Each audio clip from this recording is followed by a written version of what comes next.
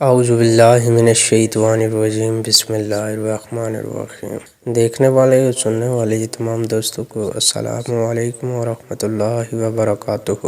سلطان ایک عرصے تک بیت المقدس میں مقیم رہ کر معاملات ملکی کی تدابیر میں مصروف رہا اور محنت کے اس مبارک اور میٹھے پھل کو کھاتا اور لذت روحانی حاصل کرتا رہا۔ مشہور اور مضبوط مقامات میں سے سور کا قلعہ عیسائیوں کے قبضے میں رہ گیا تھا اور سلطان کو اس کے فتح کرنے کی فکر تھی۔ سیف الدین بن احمد نے جو سور کے قریب اور بیروت میں سلطان کا نائب تھا، سلطان کو خط لکھ کر معاصرہ سور کی ترغیب دلائی۔ سلطان نے 2 شعبان کو جمعے کے روز وہاں پہنچ گیا اور سور کا محاصرہ شروع کر دیا۔ قلعہ سور کو پانی نے معاصرین کے حملے سے بہت کچھ بچایا، تاہم سلطان 13 روز تک محاصرہ ڈالے پڑا رہا۔ ان دنوں سمندر میں عیسائیوں اور مسلمانوں کے جہازوں میں مقابلہ جاری رہتا تھا اور ایک دوسرے کی ہار جیت ہوتی رہتی تھی۔ محاصرے نے طول کھینچا تو لوگ سامان کی رسد کی کمی، شدید قسم کی سردی سے تنگ آ گئے اور سلطان سے محاصرہ اٹھانے کے لیے عرض کرنے لگے۔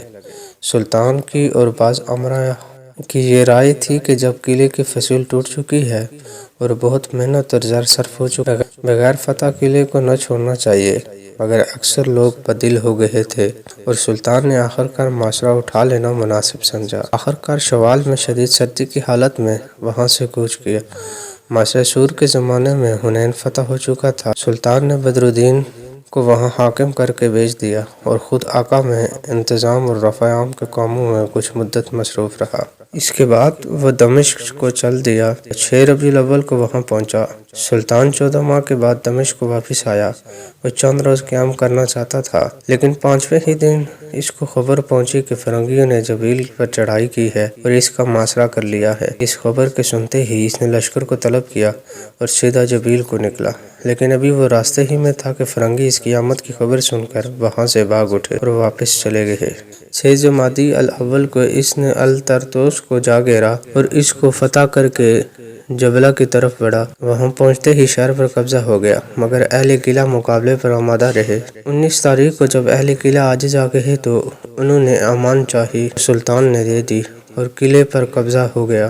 پھر سلطان نے لذکیہ کو کوچ کیا اور شب تک اس کے قریب گیا۔ فرنگی صوبہ کو خبر پا کر قلعے میں پناہ گزین ہو گئے۔ یہ 3 قلعے ایک بلندی پر تھے۔ مسلمان لشکر نے قلعے کی جڑوں کو اکھاڑ ڈالا۔ تیسرے ہی دن اہل قلعہ نے امان چاہی اور شہر چھوڑ جانے یا جزیہ ادا کرنے کی شرط پر امان دی گئی۔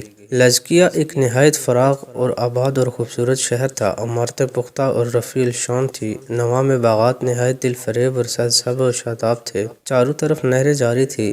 بڑے بڑے عالیشان گرجے جن کی دیواروں میں سنگ مرمر لگا ہوا تھا اور ان پر تصویریں تھیں، مسلمانوں نے ان تصویروں کو مٹا دیا، بعض مکانات کو بھی گرا دیا، جس کے بعد ازاں ان کو بہت افسوس ہوا۔ لذکیہ کے عیسائیوں نے وطن کی الفت کے سبب اس کو چھوڑ کر جانا گوارا نہ کیا اور جزیہ دینا قبول کر کے وہیں رہنا پسند کیا۔ سلطان جب شہر میں داخل ہوا تو الفت اور دل دہی کی باتیں کی اور ان کی تسکین کی۔ شہروں اور بازاروں کی سیر کر کے لذکیہ کی بندرگاہ کو دیکھنے کے لیے گیا اور ایسے خوبصورت شہر کے فتح ہونے پر اللہ کریم کا شکر ادا کیا۔ سلطان سیف الاسلام کو ایک خط میں لکھتا ہے، لذکیہ نہایت فراغ اور دلکش شہر ہے۔ اس کے مناظر خوبصورت اور عمارتیں دلکش ہیں اور گرد نواح میں باغات اور نہریں ہیں۔ یہ شہر ساحل کے تمام شہروں میں خوبصورت اور پختہ ہے اور سمندر کے اس ساحل کی بندرگاہوں میں ایسی خوبصورت بندرگاہ کسی کی نہیں۔ جہازوں کے ٹھہرنے کا مقام نہایت مناسب اور موزوں ہے۔ سلطان نے لذکیہ سے سیہون کی طرف کوچ کیا اور وہاں پہنچ کر محاصرہ شروع کر دیا۔ سیہون کا قلعہ نہایت پختہ اور بلند تھا، گویا آسمان سے باتیں کر رہا تھا۔ اس کے گرد نہایت ہیبت ناک خندق تھی اور معلوم ہوتا تھا کہ قلعہ مشکل سے فتح ہوگا۔ 3 فصیلوں سے شہر پناہ میں تھا، مگر جب مناجیک نے کام شروع کیا تو فصیل کا ایک بڑا قلعہ گر پڑا اور اندر جانے کا راستہ ہو گیا۔ سلطان نے خود پیش قدمی کی اور لشکر نے اللہ اکبر کے نعرے بلند کر کے فصیل پر چڑھنا اور جنگ شروع کر دی اور ایسے جان توڑ کر لڑے کہ عیسائیوں کی ہمت ٹوٹ گئی اور وہ امان مانگنے لگے۔ سلطان نے اہل شہر کو انہی شرائط پر جو اہل یروشلم سے مقرر مقرر ہوئی تھی ان کو امان دے دی اور قلعے پر قبضہ کر کے وہاں انتظام و انصرام کے شعبے قائم کر دیے۔ وہاں سے سلطان بکاس کی طرف روانہ ہوا اور بکاس اور سرمانیہ کو اس طرح فتح کر لیا۔